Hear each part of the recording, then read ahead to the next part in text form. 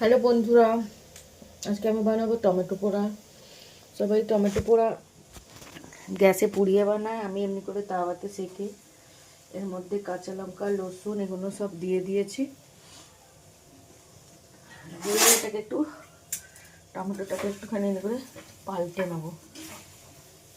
এটাতে কি হয় না, গ্যাস কম খরচা হয়। এমনিতে তো বানালে গ্যাস প্রচুর খরচা হয়, তো এমনি করে বানালে এটাতে গ্যাস কম খরচা হয়। একটু পেঁয়াজ কেটে নিয়েছি। পায়ের অবস্থা খুবই খারাপ, দেখতে পারছো। মাটিতে পা রাখা মানা, কিন্তু টেস্ট বলে কোনো জিনিস হয়। যদি কোনো জিনিস বানাতে মন করে তো কি করবে বলো। তো তাই জন্যে এটাকে আমরা একটু হালকা পুড়িয়ে নেব। তারপরে আমি আরও বলবো কি কি করবো। তো পেঁয়াজ কাটা হয়ে গেছে, টমেটোগুলো পুড়বে, হালকা একটু এটাতে তেল দেবো। তো এটাতে আমি হালকা একটু তেল দিলাম। তেল দিলাম, দেখছো সবগুলো কেমন ভাজা ভাজা হয়ে গেছে। রসুনগুলো আমি এর মধ্যেই দিয়ে দিয়েছি।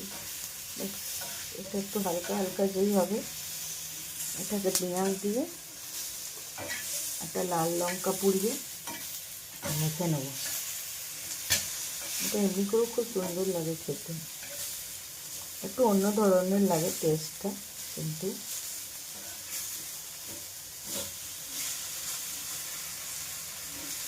এমনি করেও বানানো যায়।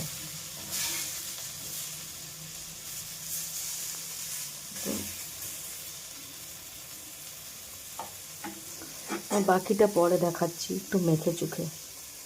নেক্সট প্রসেস, এটার মধ্যে আমি নিজের লঙ্কাটা যেটা দিয়ে দিচ্ছি, এটাকে